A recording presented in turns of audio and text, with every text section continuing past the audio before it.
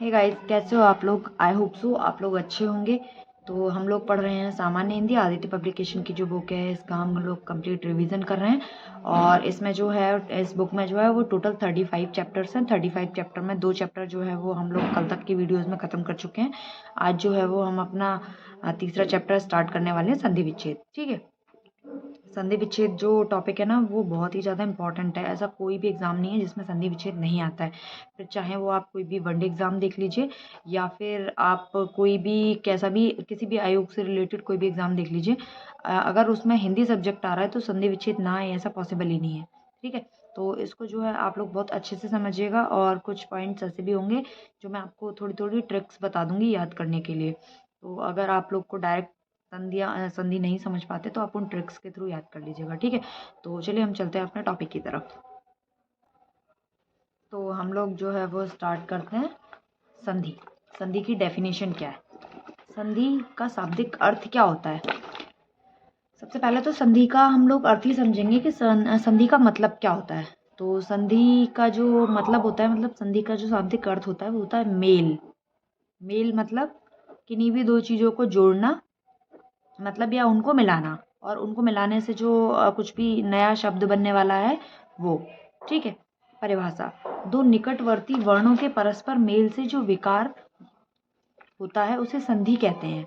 मतलब दो निकटवर्ती वर्णों का जब मेल होता है, उनको जब जोड़ा जाता है, तो उनके जुड़ने के बाद जो परिवर्तन होता है उसे हम संधि कहते हैं। ठीक है। अब जैसे कि मान के चलो कि दो अलग अलग वर्ड हैं, एक है घा और एक है रा। घा की अपनी एक अलग इम्पोर्टेंस है और रा की अपनी एक अलग इम्पोर्टेंस है। ठीक है। लेकिन जब हम उन दोनों को जोड़ देते हैं तो क्या बन जाता है, घर। क्या बन जाता है, घर। और जब घर बन गया तो फिर ना तो घा की कोई वैल्यू रही ना कोई रा की वैल्यू रही, फिर जो इम्पोर्टेंस हो गई वो किसकी हो गई, घर की, क्योंकि वो एक शब्द बन गया है ना। तो संधि के भेद क्या होते हैं। संधि के जो होते हैं वो 3 भेद होते हैं। संधि कितने प्रकार की होती है, संधि 3 प्रकार की होती है। कौन कौन सी, स्वर संधि, व्यंजन संधि एवं विसर्ग संधि। कौन कौन सी, स्वर संधि, व्यंजन संधि एवं विसर्ग संधि। ठीक है। तो जो संधि के भेद दे रखे हैं ना 3, इसमें से जो है वो हम पहला वाला भेद है स्वर संधि, ये पढ़ेंगे सबसे पहले। ठीक है। तो स्वर संधि की परिभाषा क्या होती है, दो स्वरों के मेल से जो विकार होता है उसे स्वर संधि कहते हैं। दो स्वरों के मेल से जो विकार होता है उसे स्वर संधि कहते हैं। स्वरों मतलब हिंदी वर्णमाला में मैंने आपको, हिंदी वर्णमाला जो पहला चैप्टर है उसी में मैंने आपको स्वर क्या होते हैं, व्यंजन क्या होते हैं, ये सब पढ़ाया था ना। तो जो हमारे स्वर होते हैं ना, मान के चलो 2 स्वर है, मान लो कि जैसे छोटा आ भी स्वर है और बड़ा आ भी स्वर है, या फिर छोटा आ और छोटा आ ही 2 बार दे रखा है, दोनों ही मिल रहे हैं ये, है ना। तो इसमें वही कहा गया है कि दो स्वरों के मेल से जो विकार उत्पन्न होता है उसे स्वर कहते हैं। स्वर संधि के भेद क्या होते हैं, अब ऊपर तो संधि के भेद बताए थे, अब हम यहाँ पे स्वर संधि के भेद पढ़ेंगे। तो जो स्वर संधि होती है वो कितने प्रकार की होती है, वो 5 प्रकार की होती है। स्वर संधि कितने प्रकार की होती है, 5 प्रकार की होती है। कौन कौन सी होती है, दीर्घ संधि, गुण संधि, वृद्धि संधि, यड़ संधि और अयादि संधि। क्या क्या होता है, दीर्घ संधि, गुण संधि, वृद्धि संधि, यड़ संधि और अयादि संधि। ये क्वेश्चन डायरेक्ट बनते हैं, तो ये जो क्वेश्चन है ना, ये आपको डायरेक्ट याद रखने हैं कि संधि के कितने भेद होते हैं, संधि के 3 भेद होते हैं। ठीक है। दूसरा, स्वर संधि के कितने भेद होते हैं, तो स्वर संधि के जो है वो 5 भेद होते हैं। कौन कौन से होते हैं, दीर्घ संधि, गुण संधि, वृद्धि संधि, यड़ संधि और अयादि संधि। ठीक है। अब स्वर संधि के जो भेद है ना, इसमें जो पहला भेद दे रखा है दीर्घ संधि, तो हम जो है वो आज दीर्घ संधि पढ़ेंगे। ठीक है। दीर्घ संधि क्या होती है, ह्रस्व या दीर्घ, ह्रस्व या दीर्घ, छोटा आ, छोटी ई, छोटा ऊ के पश्चात क्रमशः ह्रस्व या दीर्घ स्वर आए तो दोनों को मिलाकर दीर्घ आ, ई या ऊ हो जाते हैं। जैसे कि ह्रस्व या दीर्घ यानी छोटा आ, छोटी ई और छोटा ऊ, इन तीनों के पश्चात क्रमशः छोटा आ, छोटी ई या छोटा ऊ स्वर आए तो दोनों को मिलाकर बड़ा आ, बड़ी ई और बड़ा ऊ हो जाते हैं। जैसा कि मैंने आपको बताया था ना अभी, जैसे कि छोटा आ दे रखा है, फिर दोबारा से प्लस करके छोटा आ दे रखा है, आ प्लस आ, वो क्या हो जाएगा, आ हो जाएगा। तो ये इसमें कौन सी संधि आ गई, इसमें जो है वो स्वर संधि आ गई। कौन सी संधि आ गई इसमें, स्वर संधि आ गई। देखिए नीचे एग्जाम्पल भी दे रखा है, A plus A equal A, A plus A equal A. ठीक है, अब ये नीचे जो है वो इसके एग्जाम्पल दे रखे हैं। इसके एग्जाम्पल में क्या दे रखा है, धर्म प्लस अर्थ, धर्म प्लस अर्थ। अब धर्म में भी पीछे आ रहा है और अर्थ में भी पीछे आ रहा है, दोनों को मिला के क्या बन गया, धर्मार्थ। ठीक है, धर्मार्थ बन गया ना। तो ये धर्मार्थ जो हो गया वो क्या हो गया, धर्मार्थ जो है वो आपका हो गया स्वर संधि, है ना। समझने की विधि देखिए, धर्म प्लस अर्थ बराबर धर्मार्थ, मतलब धर्म में भी पीछे छोटा आ रहा है और अर्थ में भी पीछे छोटा आ रहा है ना।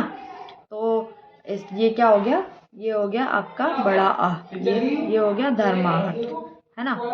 ठीक है, अब नीचे दूसरा एग्जाम्पल दे रखा है, उत्तम प्लस अंग, उत्तम प्लस अंग यानी उत्तमांग, उत्तमांग। सेम इसका भी ये है कि उत्तम में भी आ है और आपका अंग में भी आ है, मिला के क्या हो गया, उत्तमांग, मतलब कि ये हो गई स्वर संधि। ठीक है, अब तो पहला वाला क्या हो गया, पहला वाला याद करिए, अ प्लस अ इक्वल आ। अब सेकंड पे आते हैं, अ प्लस आ, मतलब छोटा आ प्लस बड़ा आ मिला के क्या बन जाता है, आ। ठीक है, तो अब इसे देखिए, कुश प्लस आसन, क्या, कुश प्लस आसन। अब जो कुश है इसमें तो छोटा आ रखा है, देखिए जब आप कुश बोलेंगे तो आपको आ की आवाज़ आती है ना लास्ट में से, तो कुश प्लस आसन में तो आ ऑलरेडी दे रखा है, तो ये क्या हो गया, कुशासन। तो कुशासन जो शब्द हो गया वो क्या हो गया, वो आपका हो गया स्वर संधि के अंतर्गत आने वाला। ठीक है, तीसरे पे हम चलते हैं, बड़ा आ प्लस आ, बड़ा आ प्लस आ, मतलब कि विद्या प्लस अर्थी, विद्या प्लस अर्थी।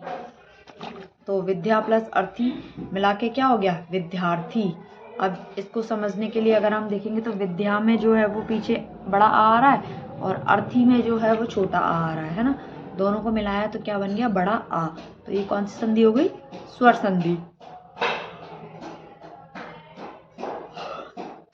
नेक्स्ट,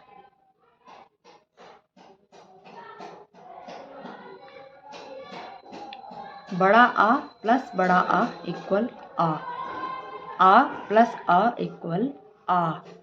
समझने के लिए, विद्या प्लस आलय, विद्या प्लस आलय इक्वल विद्यालय। आत्मा प्लस आनंद, आत्मा प्लस आनंद मिला के क्या हो गया, आत्मानंद, है ना। तो ये विद्या में आ है और आलय में भी आ है, दोनों मिला के क्या हो गए, विद्यालय। अब हम आ जाते हैं, ये तो हमारा पहला वाला हो गया। अब हम आ जाते हैं ई पे, तो छोटी ई प्लस छोटी ई अगर हम ऐड कर देते हैं तो ये क्या हो जाती है, बड़ी ई हो जाती है ये। ठीक है, अब देखो एग्जाम्पल देते हैं हम इसका, अति प्लस इव बराबर अतीव, अति प्लस इव बराबर अतीव। और फिर उसके बाद हम आ जाते हैं छोटी ई प्लस बड़ी ई पे इक्वल बड़ी ई, तो कपि प्लस ईश इक्वल कपीश, कपि प्लस ईश इक्वल कपीश। गिरि प्लस ईश इक्वल गिरीश।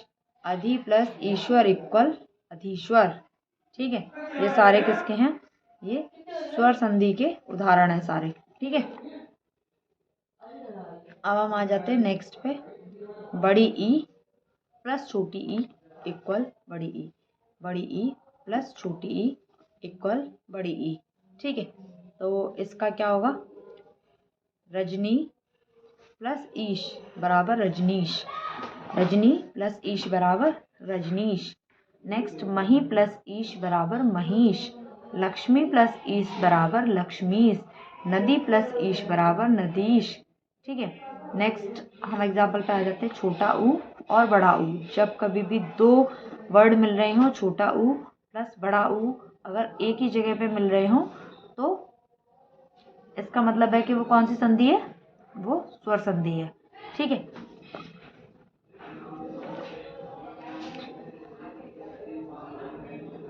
रजनी प्लस ईश इक्वल रजनीश।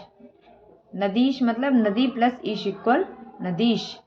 और छोटा ऊ प्लस ऊ इक्वल क्या हो जाएगा, बड़ा ऊ। छोटा ऊ प्लस बड़ा ऊ मिलके क्या बनेगा, बड़ा ऊ। स्वयंभू, स्वयंभू जैसे हम देख रहे हैं तो स्वयंभू प्लस उदय इक्वल क्या हो जाएगा, स्वयंभूदय। क्या हो जाएगा, स्वयंभूदय। वधु प्लस उपालब्ध, वधु प्लस उपालब्ध मिला के क्या हो जाएगा, वधुपालब्ध। तीसरा वधु प्लस उत्सव इक्वल, वधु प्लस उत्सव इक्वल वधुत्सव। यम प्लस उत्तम इक्वल यमुत्तम, यम प्लस उत्तम इक्वल यमुत्तम। और चमू प्लस उत्तम इक्वल चमुत्तम। ठीक है, अब हम चलते हैं नेक्स्ट। ऊ प्लस ऊ इक्वल बड़ा ऊ, यानी बूर्ध लिखना है हमें, तो भू प्लस ऊर्ध इक्वल बूर्ध।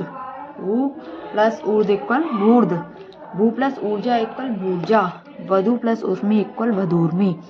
ठीक है, रे प्लस रे इक्वल रे, रे प्लस रे इक्वल क्या आएगा, रे ही रहेगा।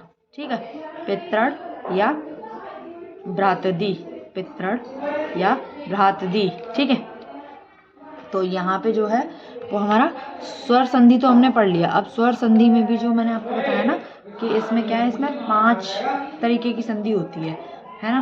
तो ये जो 5 संधियाँ हैं ना, ये हम पढ़ेंगे कल की वीडियो में। आज के लिए जो है वो मैंने आपको स्वर संधि क्या होती है ये थोड़ा समझा दिया है। बाकी का जो 5 संधियाँ हैं जो बिल्कुल डीप में हमें पढ़नी है वो हम पढ़ेंगे कल की वीडियो में। ठीक है, आज के लिए इतना ही काफ़ी है। आप लोग इसको अच्छे से रिवीजन कर लीजिए। अगर वीडियो अच्छी लगी हो तो लाइक कर दीजिएगा, चैनल को सब्सक्राइब कर दीजिएगा और वीडियो को ज़्यादा से ज़्यादा लोगों तक शेयर कीजिएगा। और आज के लिए थैंक यू।